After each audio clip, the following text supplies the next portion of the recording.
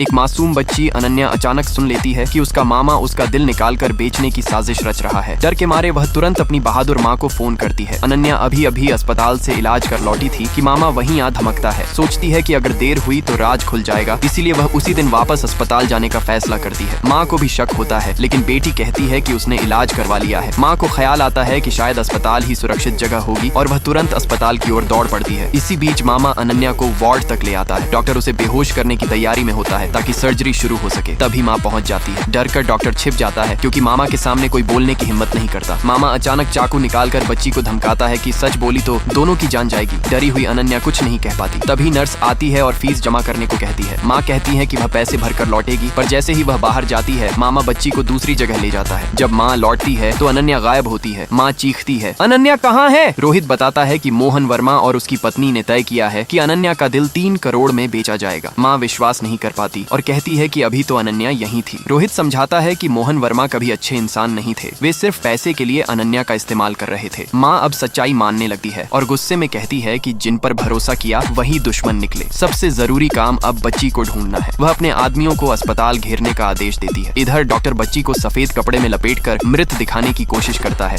और गर्व से निकलता है, लेकिन अनन्या का हाथ बाहर रह जाता है। माँ उसे देख लेती है और दौड़ पड़ती है, लेकिन यह भी धोखा था। असली अनन्या पहले ही दूसरी राह से ले जाई जा चुकी थी। अब उसे ऑपरेशन थिएटर में धकेला जा रहा था जहां दिल बदलने की तैयारी थी। माँ नर्स से पता लगाती है कि बड़ा ऑपरेशन चल रहा है। वह गार्ड को धक्का देकर अंदर जाती है, लेकिन तब तक बच्ची को गुप्त रास्ते से बाहर ले जाया जा चुका होता है। माँ के आदमियों को सुराग मिलता है कि एक रसूखदार आदमी राजेश्वर की संतान का एक्सीडेंट हुआ था और उसे पांडा ब्लड वाला दिल चाहिए था। अनन्या का ब्लड ग्रुप वही निकला। मामा और उसका परिवार राजेश्वर को खुश करने के लिए अनन्या को बेच देते हैं। अब बच्ची को राजेश्वर के ठिकाने ले जाया जा रहा था। सभी रास्ते बंद कर दिए जाते हैं। डॉक्टर बीच रास्ते में फंस जाता है। फोन और नेटवर्क बंद है। उधर राजेश्वर एक भव्य दावत में मामा के साथ सौदा कर रहा होता है। वे सोचते हैं कि 3 करोड़ मिलते ही उनकी जिंदगी बदल जाएगी। तभी माँ वहाँ पहुँचती है। दावत में बैठे लोग उसका मजाक उड़ाते हैं, कहते हैं तुम्हारी जैसी औरत यहाँ क्या कर रही है? माँ सब अनसुना करती है और सिर्फ पूछती है अनन्या कहाँ है? मामा और उसके साथी भड़क उठते हैं। वे झूठे आरोप लगाते हैं कि उसने धोखा दिया, पैसे लूटे और भाई को बरगलाया। माँ गुस्से में कहती है कि तुम सब झूठे हो। वहाँ के रसूखदार लोग धमकाते हैं कि अगर चुप नहीं हुई तो उसे और बेटी दोनों को मार देंगे। माँ पीछे हटती नहीं और चिल्लाकर कहती है मेरी बेटी को जिसने भी छुआ उसका अंजाम बुरा होगा। दावत का माहौल गर्मा जाता है। अफरा तफरी मचती है। अब असली जंग शुरू होती है और माँ अपनी बहादुरी और धैर्य से